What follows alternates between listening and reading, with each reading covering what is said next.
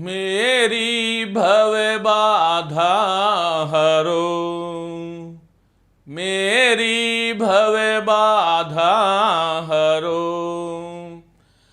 राधा नागरी सोई, राधा नागरी सोय।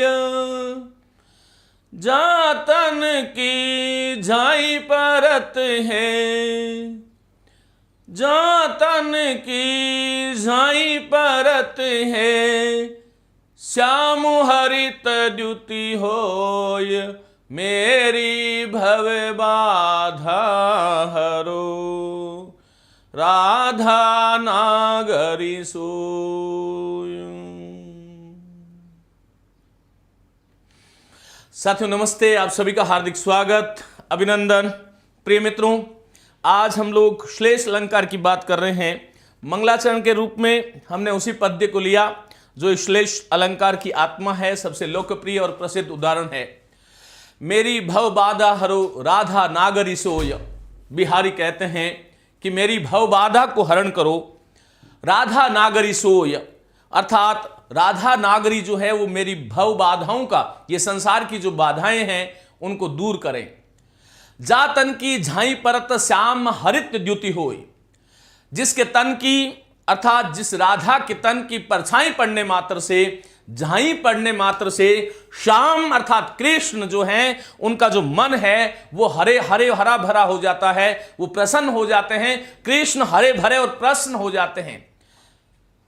ऐसे कृष्ण को हरे भरे और प्रसन्न करने वाली राधा नागरी जो है मेरी भव बाधाओं को हरे। ये जो श्लोक जो है इसके अंदर जो है श्यामु जो शब्द है, हरित द्युति जो शब्द है उसके दो दो अर्थ है। झाई के दो दो अर्थ है, कहीं कहीं पर तीन तीन अर्थ भी निकाले जाते हैं। जहां पर एक ही शब्द आए और एक शब्द के बहुत से अर्थ चिपके हुए हो।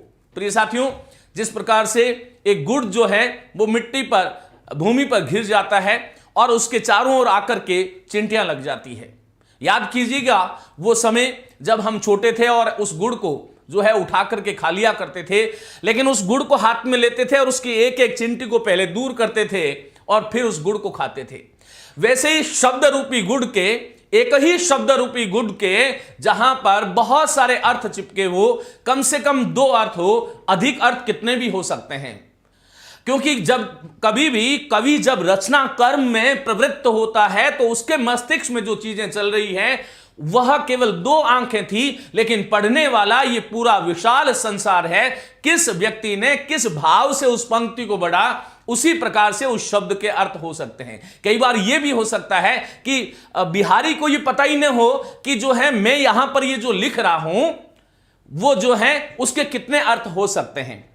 तो श्लेष अलंकार को व्याख्यायित करते हुए हमारे आचार्य यहां पर कहते हैं कि श्लेष्टै पदैर अनेकार्था अभिधानो श्लेषो इष्यते। मैंने आपको पूर्व के व्याख्यान में जो है दो अलंकार के जो व्याख्यान हुए उसमें मैंने आपको कहा कि ये साहित्य शास्त्र या काव्य शास्त्र जिसे हम कह रहे हैं, हिंदी पूरी तरह से ऋणी है संस्कृत की। और प्रिय साथियों, वहां पर संस्कृत में लक्षण दिया गया कि श्लिष्टै पदैर अनेकार्था अभिधानो श्लेषिष्यते। श्लिष्टै पदै, श्लिष्टै पदै, श्लिष्टै पदैर अनेकार्थो अभिधानो, अनेकार्थ विधानो श्लेषो इष्यते। अर्थात श्लेषः इष्यते, अर्थात कहा जाता है। श्लिष्टै पदैर अनेकार्था अभिधानो, श्लिष्ट पदों के माध्यम से। श्लिष्ट का मतलब क्या होता है? ये जो शब्द आप लोग देख रहे हो श्लेष, इस शब्द को पहले आपको जानना पड़ेगा। ये ध्यान रखना, ये जो श्लेष जो शब्द है इसमें एक धातु है श्लिष, और श्लिष धातु के साथ में जब हिंदी की दृष्टि से यदि बात करें तो जब अप्रत्यय जुड़ जाता है तब श्लेष शब्द बन जाता है। ये श में जो ली था उसका ए हो गया और शब्द बन गया श्लेष। और श्लिष्ट का अर्थ होता है चिपकना। इसीलिए कहा गया कि श्लिष्टै पदै, ऐसा कोई पद जो श्लिष्ट हो और जो अनेक अर्थों का अभिधान करता हो, एक ही शब्द एक ही पद के माध्यम से जहां पर अनेक अर्थ प्रकट होते हो, वहां पर हमें श्लेष अलंकार जानना चाहिए।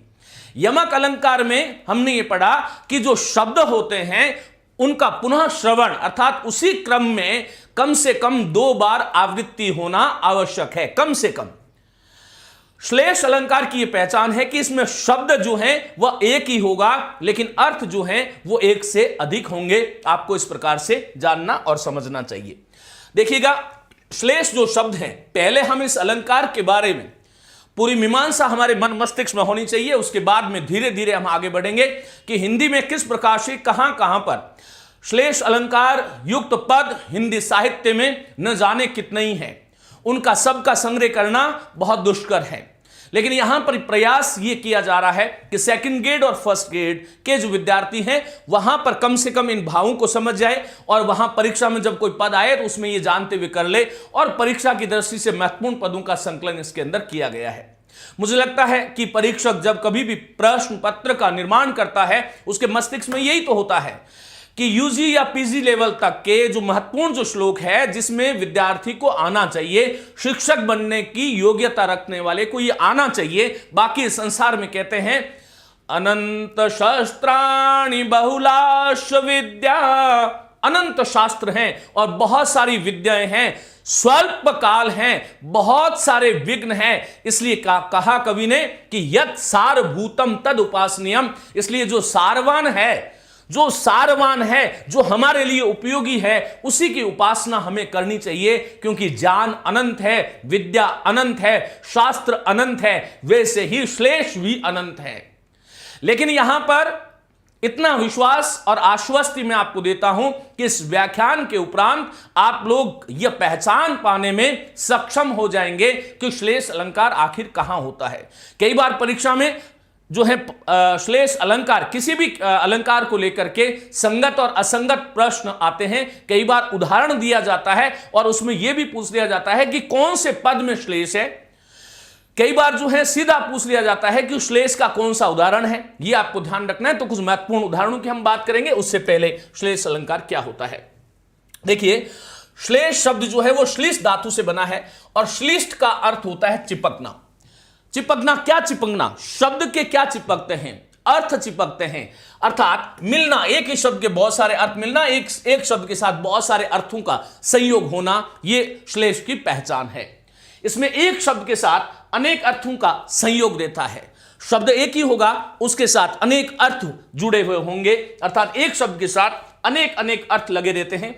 जिस शब्द के एक से अधिक अर्थ होते हैं उसे श्लिष्ट पद कहा जाता है। श्लिष्ट पद किसे कहा जाएगा? जैसे मैंने अभी कहा, मेरी भव बाधा हरो राधा नागरी सोई, तो यहां पर ऊपर वाली जो पंक्ति है उसमें कोई श्लिष्ट पद नहीं है। जा तन की झाई परत, अब ये झाई जो है परछाई भी है, ध्यान भी है, साधना भी है, तो ये झाई के 3 अर्थ है। जा तन की झाई परत श्याम, अब ये श्याम जो है कृष्ण भी है। श्याम अर्थात श्याम वर्ण वाले जो पाप कर्म है, कलमश है, पाप है, उस श्याम शब्द के साथ अर्थ लगे हुए थे, अनेक अर्थ। श्लिष्ट पद की पहचान आपको यदि पूछूं मैं कि कोई भी श्लोक दिया हुआ होगा और उसमें आपसे मैंने कहा कि श्लिष्ट पद कौन सा है, तो श्लिष्ट पद वह कहलाता है जिस पद के साथ एक से अधिक अर्थ जुड़े हुए हो। यह आपको ध्यान रखना है। जहां ऐसे शब्दों का प्रयोग होता है वहां श्लेष की स्थिति मानी जाती है। अब आपको ध्यान रखना कि वस्तुतः जब हम इसको पढ़ेंगे तब तो इसके 2 भेद होते हैं, एक तो अभंग श्लेष और एक सभंग श्लेष। लेकिन एक अर्थ की दृष्टि से यदि हम श्लेष को देखें तो इसमें एक तो होता है शब्द श्लेष और एक होता है अर्थ श्लेष। पूर्व के व्याख्यान में मैंने आपको यह कहा था कि दंडी, प्रभृति इत्यादि कई आलंकारिक आचार्य हुए जिन्होंने ये कहा कि श्लेष अलंकार को केवल शब्दालंकार में रखना उचित नहीं है, उसे हम अर्थालंकार और शब्द और अर्थालंकार दोनों की श्रेणी में रखेंगे।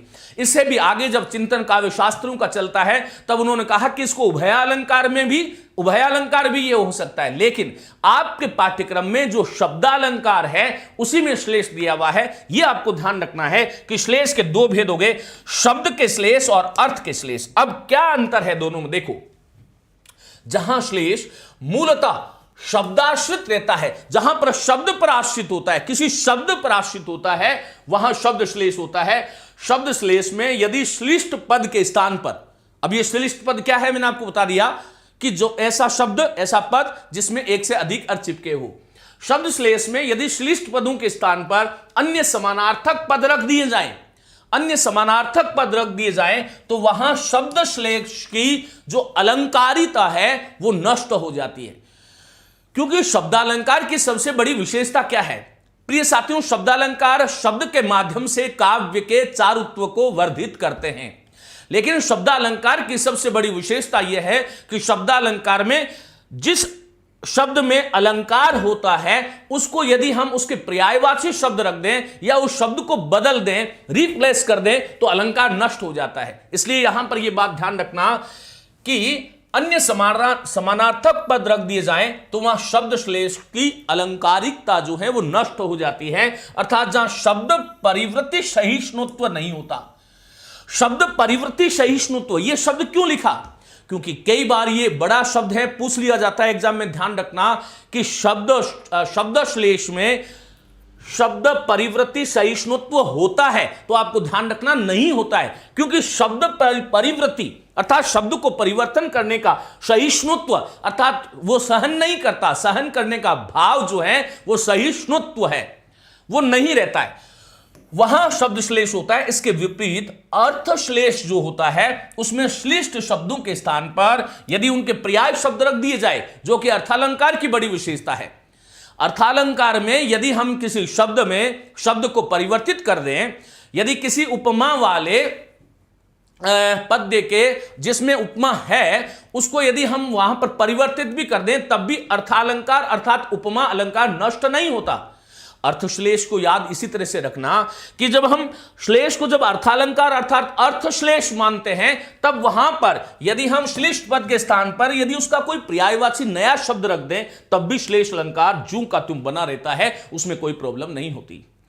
इसका विशेष संबंध अर्थ के साथ ही रहता है, शब्द के साथ नहीं। क्योंकि अर्थश्लेष जो है उसमें शब्द से कोई लेना देना नहीं होता।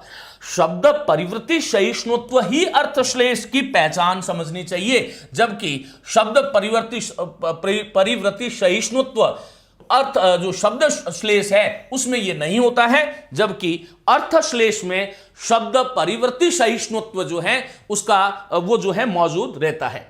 इस प्रकार जहां अभिधा के द्वारा शब्द से अनेक अर्थों की प्रतीति हो वहां श्लेष अलंकार होता है। अभंग और सभंग नाम से इसके दो भेद है। अब आपको आगे लिए चलता हूं। अभंग का मतलब क्या है?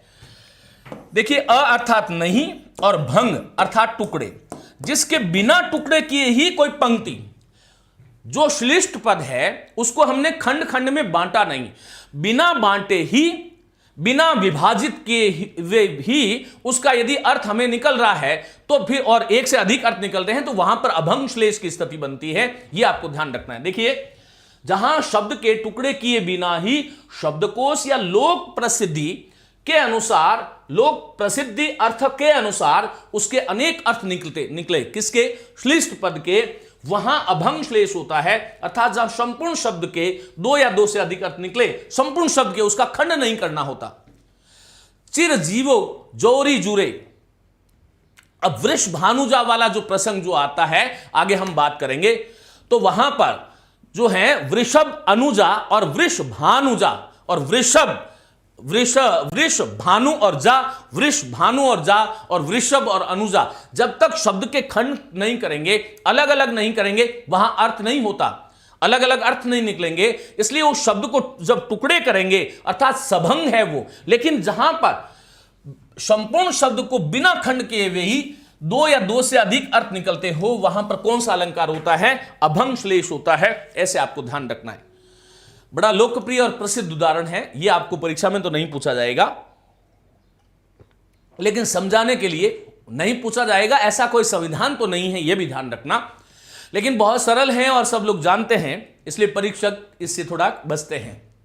साथियों, रहीम जी जो है इस संसार में लोक व्यवहार की शिक्षा देने के लिए जो है मानुष और मोती और चून के माध्यम से वो हमें ये समझा रहे हैं। क्या समझा रहे हैं? देखिएगा, रही मन पानी राखिए बिन पानी सब सून, पानी गए न उबरई मोती मानुष चून। रही मन पानी राखिए बिन पानी सब सून, पानी गए न उबरे मोती मानुष चून। यहां पर देखो पानी यहां पर भी है, पानी यहां पर भी है, पानी यहां पर भी है। पहली चीज तो हमें ध्यान रखनी चाहिए कि जैसे मैंने अभी कहा था कि मेरी भव बाधा हरो राधा नागरी सोय, इसमें ऊपर वाली जो पंक्ति है उसमें श्लेष का कोई श्लिष्ट पद नहीं है। वैसे ही इसमें भी रहीमन पानी राखिए बिन पानी सब सून, इसमें श्लेष नहीं है। श्लेष किस में है? इस पानी में है, यह भी आपको ध्यान रखना। और देखो यहां पर पानी पानी शब्द 3 बार आवृत हुआ है। आवृत हुआ है तो वहां पर जो है यमक अलंकार स्थिति नहीं बन रही, क्योंकि वहां पर हर बार शब्द का अलग अर्थ निकलता है, यह आपको ध्यान रखना है। लेकिन यह एक ही शब्द है पानी। अब रहीम कह रहे हैं कि पानी गए न उबरे मोती। मोती के संदर्भ में, जब मैं मोती के संदर्भ में पानी की बात करूंगा तो रहीम यह कहना चाह रहे हैं कि पानी गए न उबरे मोती, अर्थात पानी, मोती अर्थात चमक जो है, मोती की यदि चमक चली जाए, जिसको हम आभ बोलते हैं, स्वर्णाभ शब्द आपने सुना होगा, मोती की यदि आभ चली गई तो फिर जो है वो उसका कोई मूल्य नहीं होता, यह आपको ध्यान रखना है। तो पानी गए न उबरे मोती, अर्थात मोती के संदर्भ में पानी का अर्थ चमक है, और मानुष के अर्थ में जो पानी का जो अर्थ है वो इज्जत है। मनुष्य की यदि इज्जत चली गई, मान चला गया, उसका मान भंग हो गया, तो उसका मनुष्य होना ही जो है वो सिद्ध नहीं होता। इसलिए कहते हैं पानी गए न उबरे मोती, पहला पानी गए न उबरे मानुष, एक ही शब्द था और इसकी अर्थ रूपी चिंटियां लगी हुई थी, उसको खोल खोल करके हम आपके सम्मुख रख रहे हैं। तो कहा पानी गए न उबरे मानुष, मानुष कौन? मानस, इज्जत यदि चली गई, मनुष्य की इज्जत चली गई तो ना उबरे, फिर उसका जीवित रहने का कोई प्रसंग और उपयोग नहीं है। और पानी गए न उबरे चून, चून कहते हैं आटे को, आटे के संदर्भ में, चून के संदर्भ में पानी जो है उसका अर्थ क्या है? पानी ही है। ये 3 अर्थ हो गए। अब यदि चून है हमारे पास, अर्थात आटा है लेकिन पानी नहीं है, बिना पानी के योग के जो है चून से रोटी नहीं बनाई जा सकती, क्षुधा की शांति नहीं हो सकती, बिना चमक के मोती की जो है कोई मोती का मूल्य नहीं होता, बिना इज्जत के, बिना प्रतिष्ठा के, बिना सम्मान के मनुष्य की कोई जो है कोई उसका उपयोगिता नहीं होती। एक पानी शब्द के माध्यम से कितने संदर्भ हमारे सम्मुख उन्होंने रख दिए। एक ही पानी शब्द था, बहुत सारे अर्थ हो गए, इसलिए श्लेष अलंकार है, ऐसे ध्यान रखना है। आगे क्या कह रहे हैं? मेरी भव बाधा हरो राधा नागरी सोय, जातन की झाई परे श्यामु हरित द्युति होय। हरित द्युति, श्यामु और झाई 3 पद है। इसके 3 अर्थ है, ये ध्यान रखना बहुत महत्वपूर्ण है। वैसे हर एक श्लोक का अर्थ जानने की जो है आवश्यकता नहीं है, क्योंकि ये बहुत महत्वपूर्ण और प्रसिद्ध पद्य कुछ हैं जिसको हमने चुना है, और इसके माध्यम से क्योंकि परीक्षा में यही आने होते हैं, ये आपको ध्यान रखना है। तो यहां पर देखो कहते हैं ये झाई जो शब्द है, जातन की झाई अर्थात परछाई जब कृष्ण पे पड़ती है, और जातन की झलक और जातन की झाई अर्थात ध्यान, तो 3 अर्थ हो गए झाई के, एक तो परछाई, एक झलक और एक ध्यान। फिर ये जो श्यामु शब्द है, इसका अर्थ है श्याम, और फिर श्याम कौन? कृष्ण। श्याम कौन? सावला रंग। और श्याम कौन? पाप या कलमश। साथियों एक ही जो है श्लोक है, एक ही दुआ है, लेकिन उसके 3 अर्थ है। देखो उसी प्रकार हरित द्युति, यहां पर कुछ लोग इसको जो है हरित द्युति लिखते हैं, लेकिन ये हरित ही शब्द है, सही है। कुछ लोग इसको द्युति शब्द लिख देते हैं यहां पर। हालांकि कविता में ये छूट होती है कि वो द्युति लिखे या द्युति लिखे, ये छूट होती है, क्योंकि श्यामु नहीं होता ना, शब्द तो श्याम होता है, लेकिन वहां पर वो जो है कवि जो है अपनी लय, तान, गति और जो है छंद इत्यादि की संपूर्ति के लिए वो शब्द को परिवर्तित करके लिख सकते हैं, ये आप उनकी छूट होती है। तो कई तरह के पाठ मिलते हैं, हमने इसको उचित समझा, इसलिए द्युति शब्द का प्रयोग किया। हरित द्युति अर्थात हरे भरे प्रसन्न, श्याम जो है वो हरे भरे प्रसन्न हो जाते हैं। हरित द्युति हरा रंग भी है, और हरित द्युति जब में हरित अर्थात हरण कर ली गई है, द्युति अर्थात कांति, अर्थात कांतिहीन हो गया, वो क्षीण हो गया। इस एक ही के श्लोक के 3 अर्थ है। क्या? देखो, जिसके तन की परछाई पड़ने से श्याम अर्थात कृष्ण जो है वो हरे भरे हो जाते हैं, वही राधा नागरी मेरी भव बाधाओं का हरण करे। फिर दूसरा, जिसके तन की झलक मात्र पड़ने से श्याम वर्ण वाले कृष्ण हरे रंग की द्युति अर्थात चमक वाले हो जाते हैं। श्याम वर्ण जो कृष्ण वर्ण जो है, श्याम वर्ण वाला जो कृष्ण है अर्थात श्याम में जब हरा रंग मिला देते हैं तो उसकी एक अलग तरह की जो आभा जो बनती है, वो चमक जो है उस चमक की तरह के श्याम हो जाते हैं अर्थात कृष्ण हो जाते हैं। बिहारी कह रहे हैं कि वही राधा नागरी मेरी भव बाधाओं को दूर करे, मंगलाचरण है। फिर तीसरा अर्थ यह है कि जिसके तन रूप का ध्यान करने से अर्थात भक्त के हृदय में आने से, जिस राधा के तन रूप का ध्यान करने से काले रंग वाला पदार्थ अर्थात जो कलमश पाप इत्यादि जो है, राधा जो है जिसका इष्ट है, राधा जिसकी आराध्य देवी है, उसका ध्यान करने मात्र से जो श्याम रंग वाला जो पदार्थ है, जो हमने कलमश किए हुए हैं, जो पाप है, जो अधमता है, जो नैकृष्ट है, वो हृत द्युति अर्थात कलमशता से रहित हो जाता है अर्थात दुखद प्रभाव जो है वो छोड़ देता है और सुखद बना देता है। वही राधा नागरी जो है मेरी भव बाधाओं का हरण करे।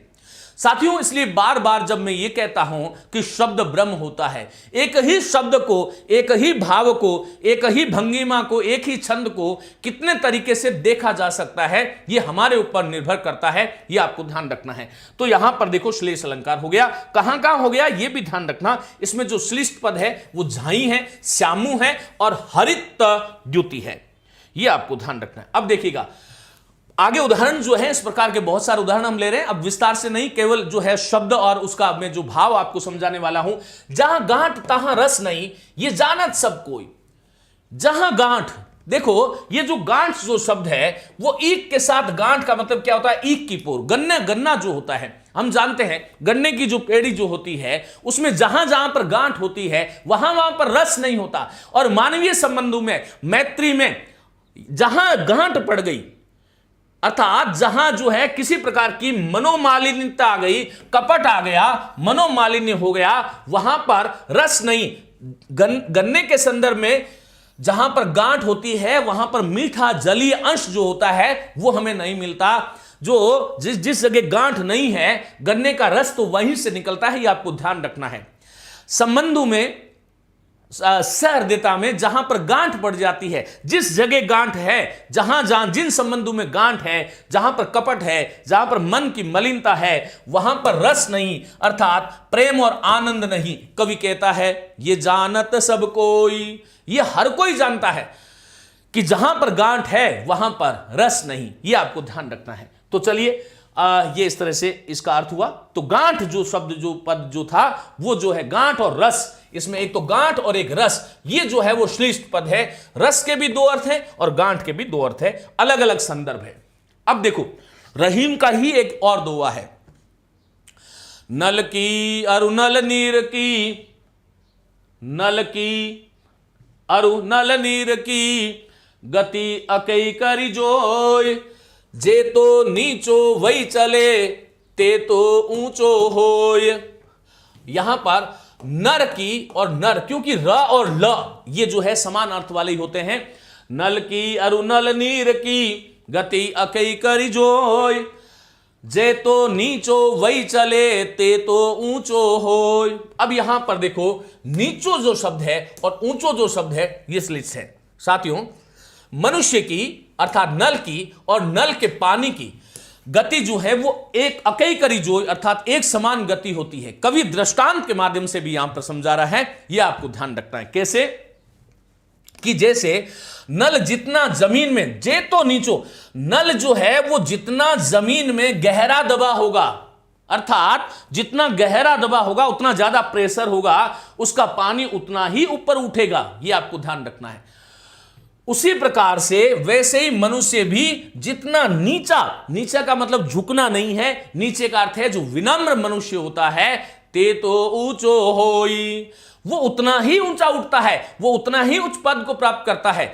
जो नल अर्थात जो नल का जो नीर है, जो नल जितना जमीन में नीचो अर्थात जो गहरा जमीन में धंसा होगा, उसके पानी का जो बहाव है वो उतना ही ऊपर उठेगा। उसी प्रकार जो मनुष्य विनम्रता के साथ इस संसार में अपनी जीवन यात्रा को संपूर्ण करता है, वह भी उस समाज में जो है उस नल के नीर की भांति उच्चता को प्राप्त होता है, अर्थात प्रतिष्ठा को प्राप्त होता है। यह इसका भाव है।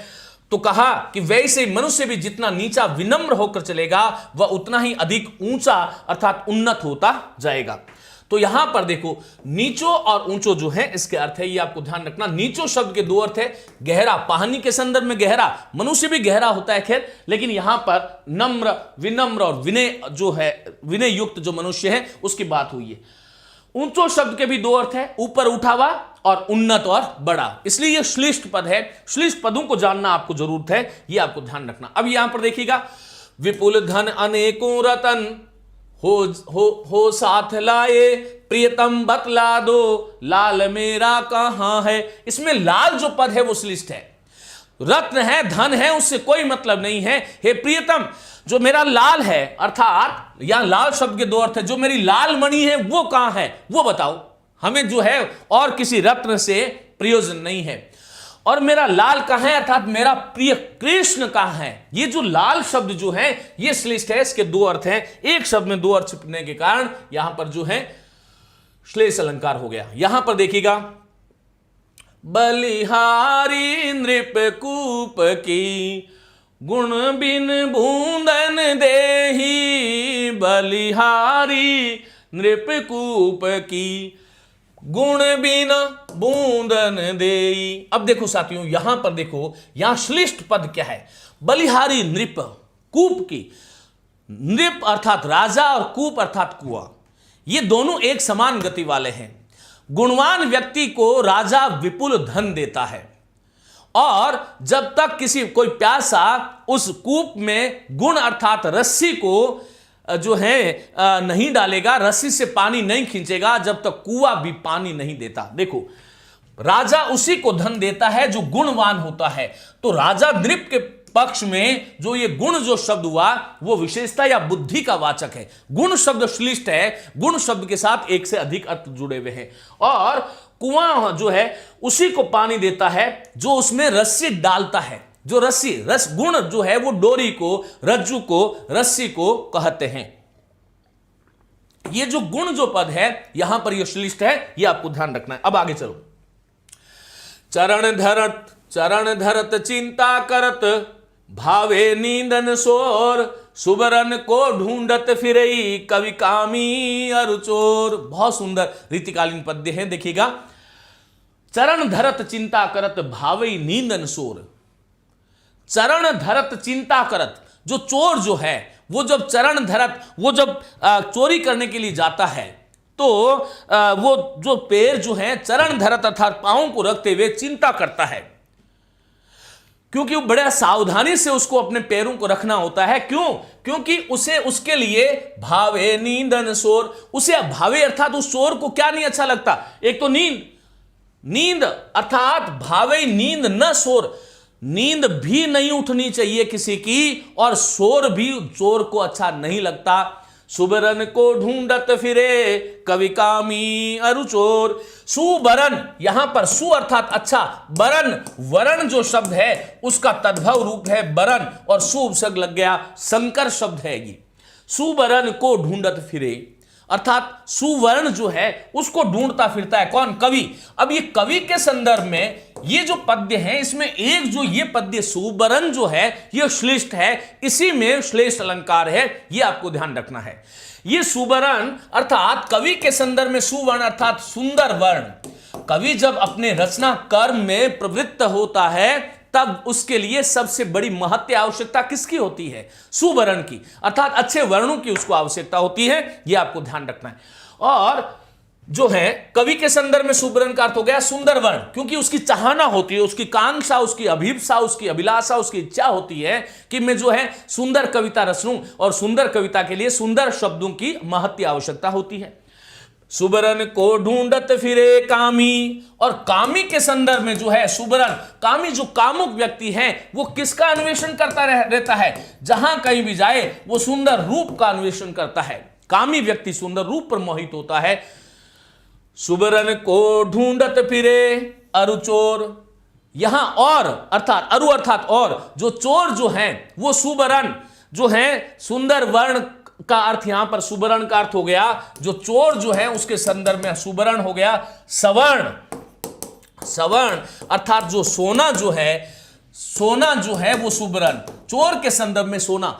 चोर किसको ढूंढता है? सोने को। उसे किसे चुराना है? सोने को। कवि को किसे चुराना है? सुंदर शब्दों को। और कामी को किसे चुराना है? सुंदर रूप को। कितनी सुंदर अभिव्यंजना एक ही शब्द के माध्यम से। इसलिए यहां पर देखो कहा गया ना कि काव्य शोभाया कर्तारो धर्म, जो काव्य शोभा करान धर्मान अलंकारान प्रचक्षते, ये काव्य शोभाया तो फिर वामन की हो गई। काव्य शोभा करान धर्मान अलंकारान प्रचक्षते, काव्य की शोभा में जो अभिवृद्धि करने वाले जो धर्म है वह अलंकार है। इस एक सुबरन शब्द के माध्यम से इस पद्य के पूरे भाव बदल गए और बहुत सुंदर हो गया। यहां पर देखो ये सुबरन जो शब्द था वो श्लेष था, ये ध्यान दो। इसी प्रकार से नव जीवन दो घनश्याम हमें, ये एक छोटी सी पंक्ति है। यहां घनश्याम जो है, अब ये इसके दो अर्थ है, कृष्ण और बादल। कोई जो है चाहना कर रहा है कि हे बादल नव जीवन दो, हमें पानी दो। और जब मैं घनश्याम को कृष्ण मान लूं तब कहते हैं कि हे कृष्ण नव जीवन दो हमें, अर्थात ये जो नव जीवन का अर्थ वहां पर जीवन अर्थात नया जीवन दो, हमारे संकटों को दूर करो। तो वस्तुतः जो घनश्याम जो शब्द है उसके दो अर्थ है, पहला कृष्ण और बादल। पहला दूसरे से कुछ मतलब नहीं है। नव जीवन का एक तो केवल जीवन अर्थात नया जीवन हो सकता है, और दूसरा नवजीवन अर्थात पानी को भी नवजीवन कहते हैं। ये आपको ध्यान रखना। तो घनश्याम जो पद है वह श्लिष्ट है, वैसे नवजीवन के भी दो अर्थ होते हैं। अब आगे देखो, ये तो था आपका अभंग श्लेष, अर्थात इसमें सीधी सीधी बातें थी कि जहां पर किसी प्रकार की कोई समस्या नहीं, जैसा आपने देखा वैसे ही उस शब्द का अर्थ आपने शब्दकोशीय विश्व जो लोक प्रसिद्धि का जो अर्थ है उसको आपने लगा दिया। आइए हम आगे बात करेंगे सभंग श्लेष की। सभंग श्लेष वो होता है जहां पर कोई जो पद्य जो श्लिष्ट पद है उसके जब तक हम जो है टुकड़े नहीं करें, जब तक उसके एक से अधिक अर्थ नहीं निकलते, ऐसे जो अलंकार होगा उसको हम सभंग श्लेष कहेंगे। प्रिय साथियों, जब हमने ये कहा कि रहीमन पानी राखिए बिन पानी सब सून, पानी गए न उबरे मोती मानुस तून, जो पानी शब्द जो था जिस रूप में था हमने उसी के तीन अर्थ किए थे, याद करो। जब हमने ये कहा कि सुबरन को ढूंढत फिरत कवि कामी और चोर, तो सुबरन जो शब्द है उसको हमने अलग अलग नहीं किया। सुबरन के तीन अर्थ जो निकले वो उस अखंड पद से निकले, इसलिए वो अभंग श्लेष था। अब हम बात करेंगे सभंग श्लेष की। अर्थात जब कोई भी जो श्लिष्ट पद होता है उसको जब हम टुकड़े करें, चाहे वो संधि की दृष्टि से करें या किसी दृष्टि से करें, वहां पर जो है वो सभंग श्लेष होगा।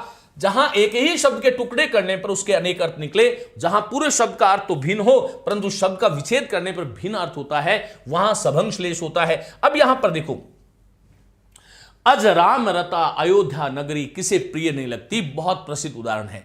यहां पर अज राम रता जो शब्द है इसके देखो दो अर्थ है। एक तो जो अज राम और रत में, अज और राम में जो रत है अर्थात उनके प्रति जो श्रद्धावान लोग हैं, जो अज जो दशरथ के पिता और दशरथ के पुत्र राम, अर्थात जो अज और राम में रता अर्थात संयुक्त है, श्रद्धावान है, ऐसे लोगों को, ऐसा कौन व्यक्ति है जो अज और राम में रत है अर्थात वो उससे युक्त है और अयोध्या नगरी उसे प्रिय नहीं लगती, अर्थात सबको लगती है। पहला अर्थ ये हो गया जब हमने अज राम रता इसी तरह से इसको पढ़ा, अज राम रता। दूसरा इसका जो है संधि विच्छेद करेंगे हम कि अजर और अमरता। अब यहां पर अर्थात अजर और अमरता प्रदान करने वाली अयोध्या नगरी किसे प्रिय नहीं लगती। यहां पर पहला अजरामरता, फिर अजरता और अमरता प्रदान करने वाली, अर्थात इसके जब हमने खंड किए, संधि करी, जब हमने इसको जो है पद के अनुसार जब विभाजित किया, सभंग भंग जब हुआ तब इसके अर्थ निकले, इसलिए यह सभंग श्लेष का उदाहरण होगा। यह आपको ध्यान रखना है। इसी प्रकार से ये देखिएगा, संतत सुरानीक हित जेई बहुरी शक्र सम बिन बेहुते ही। यहां पर देखो, यहां पर ये जो सुरानीक जो शब्द है यहां पर ये जो सुरानीक जो शब्द है, ये पद जो है वो श्लिष्ट पद है इसके अंदर। यहां पर इसके टुकड़े करने पर देखो, एक तो लिखा हुआ है सुरानीक अर्थात सुर अनीक। अनीक किसको बोलते हैं? अनीक और अनीक अनीक आप लोगों ने व्याकरण पढ़ा होगा, सेना को बोलते हैं। इंद्र के संदर्भ में इसका सेना अर्थ है, और जो अधम लोग हैं, जो अशिष्ट लोग हैं, उसमें सुरानीक, उनको शराब अच्छी लगती है, ये इसका सुरानीक। तो पहला तो सुर अनीक अर्थात सुरों देवताओं की अनीक सेना, देवताओं की सेना, और फिर सुरानीक, सुरा और नीक। जब देखो हम इसका सुर और अनीक करते हुए दीर्घ संधि का उदाहरण बताएंगे, तब तो सुरानीक का अर्थ हो गया इंद्र के संदर्भ में सुरों देवताओं की अनीक अर्थात देवताओं की सेना। और जब हमने इसको सुरा और नीक, सुरा शराब को कहते हैं, नीक अर्थात अच्छी लगे, अर्थात सुरा अर्थात मदिरा या शराब, और नीक अच्छी अर्थात अच्छी शराब। जो अधम लोग हैं वह अच्छी शराब जो है उनको अच्छी लगती है। तो दो अर्थ हो गए। इस सुरानीक जो है, ये जो पद था वो श्लिष्ट था, ऐसे आपको ध्यान रखना है। ये देखिएगा बिहारी का फिर एक प्रसिद्ध दोहा है, अजो तरियो नाही रहो श्रुति सेवत इक रंग। यहां पर रंग भी है और अंग भी है, ये आपको ध्यान रखना है। जो एक ही रंग में रहा, श्रुति जो है आभूषण, जो तरियो ना, जो कर्ण का आभूषण जो था वो एक सोने से निर्मित रहा, तो उसकी प्रतिष्ठा जो है वो नहीं बनी। और एक अंग विशेष भी है, एक रंग विशेष भी है, तो दोनों प्रकार के अर्थ जो मिलते हैं। लेकिन यहां पर अभी हमारा जो उद्देश्य है वो केवल और केवल जो है इन पदों में कहां पर श्लिष्ट पद है उसको समझना है, उसकी मीमांसा करना नहीं। अब देखो, नाक बास बेसरी लहो बसी मुक्तन के संग। उपयुक्त दोहे में तर्योना ही पद सभंग श्लेष का उदाहरण है, क्योंकि इस शब्द के टुकड़े करने पर अलग अलग अर्थ निकलते हैं। तर्योना ही अर्थात कान का आभूषण, तर्योना ही कान का आभूषण जो है वो तर्योना कहलाता है, जिसे हम कर्णपूल जो तर्की मात्र जो होता है वो कान का आभूषण जो है वो तर्योना होता है। और फिर तरियो नहीं अर्थात जो तरा नहीं, जो भव सागर में डूबना। तरयो हम बोलते हैं ना, तीर जो तैर करके पार करना, तरियो नहीं। अभी तक तरियो नहीं हम कहते हैं पढ़ा लेकिन गुण्यो नहीं, वैसे तरियो नहीं अर्थात वो जो है तेरा नहीं, भव सागर से पार नहीं उतरा। तो यहां पर ये जो तरियोना जो शब्द था उसको जब हमने टुकड़े किए तभी इसके अर्थ निकले, इसका मतलब वो सभंग श्लेष है। यहां फिर देखिएगा बिहारी का ही है, चिरजीवऊ जोरी जुरे क्यों न सने गंभीर, को घटिए वृषभानुजा वे हलधर के वीर। वृषभानुजा और हलधर जो पद है वो श्लिष्ट है, इसके दो अर्थ है। देखिएगा, चिरजीवऊ, ये चिरजीवऊ लंबे समय तक जियो, और ये जोरी जुरे क्यों नहीं, ये राधा और कृष्ण जो हैं उनका प्रेम जो है लंबे समय तक क्यों न जुड़े। स्नेह गंभीर, इनका जो स्नेह जो है वो बहुत गंभीर है, ऐसी कोई बात नहीं है जिसके कारण ये जोड़ी जो है वो लंबे समय तक न जिए, लंबे समय तक न जुड़े। क्या कह रहे हैं, को घटी, ये वृष क्या घट गया, क्योंकि वृषभ अनुजा, वृषभानुजा, वृषभ अनुजा अर्थात देखो वृषभानुजा, पहला जो खंड करेंगे हम वो यहां पर लिखा हुआ है वृषभानुजा अर्थात वृषभानु जो है राधा के पिता है, जा अर्थात उत्पन्न होना, अर्थात वृषभानु की पुत्री जा, कौन, राधा। वृषभानुजा अर्थात उससे जन्म जिसका हुआ, राधा। और यहां पर हलधर कौन, हलधर के वीर अर्थात बलराम के भाई कौन, श्री कृष्ण। हल को धारण करने वाला कौन है, वैसे वो गदाधर भी है बलराम, लेकिन हल को धारण करने वाले कौन, बलराम। बलराम जो है वो किसके भाई थे, बलराम के भाई कौन है, कृष्ण। तो इधर तो भाई बलराम के भाई श्री कृष्ण है, और इधर जो है वो राधा, वृषभानु की पुत्री राधा है। इनका स्नेह जो है वो क्यों नहीं आगे बढ़ेगा, क्यों नहीं लंबे समय तक जिएगा, ये जोड़ी जो है वो क्यों नहीं इस संसार में लंबे समय तक शोभित होगी, पहला अर्थ। फिर दूसरा जो है अर्थ क्या हुआ, वृषभ अनुजा। वृषभ किसको बोलते हैं, बेल को, अर्थात ये वृषभ अनुजा बेल वृक्ष की छोटी बहन अर्थात गाय अर्थ लिया गया। और हलधर का अर्थ क्या दिया, बेल। हल को धारण कौन करता है, अरे हल जो है कंधे पर रख करके खेती को जो जोतता है वो कौन, बेल। तो हलधर के दो अर्थ हो गए, वृषभानुजा के दो अर्थ हो गए। वृषभानुजा के एक वृष भानु, वृष एक राशि है, भानु सूर्य कहते हैं, जा जाने वाली। वृष राशि के सूर्य की पुत्री जो है वो भी वृषभानु और जा कहलाती है। एक ही शब्द के जब हमने अलग अलग तरीके से जब उसके विच्छेद किए, अलग अलग अर्थ और संदर्भ के अनुसार जब हमने उसको तोड़ दिया तब उसके अलग अलग अर्थ हमें मिले। इसका मतलब एक ही पद में जो है ये अलंकार हुए। तो साथियों, ये आपका जो था वो श्लेष अलंकार था। श्लेष अलंकार के बारे में मुझे पूरी उम्मीद है कि आपको किसी प्रकार की कोई शंका जो है वो नहीं होने वाली है। और यदि फिर भी किसी प्रकार की कोई शंका होगी तो लाइव सत्र के माध्यम से हम उनका समाधान करेंगे। अब यहाँ पर देखिएगा, आगे का जो अलंकार होगा वह जो है हम जो है वो उपमा की बात करेंगे, अर्थात अर्थालंकार की बात करेंगे। अर्थालंकारों का जो प्राण तत्व हैं, जो जीवातु हैं, जो सभी अर्थालंकारों का शिरोरत्न है, और यूं कहें कि अलंकारों का जो है राजा जो है वो उपमा अलंकार है। आगे का जो व्याख्यान होगा उसमें हम अर्थालंकार की बात करेंगे।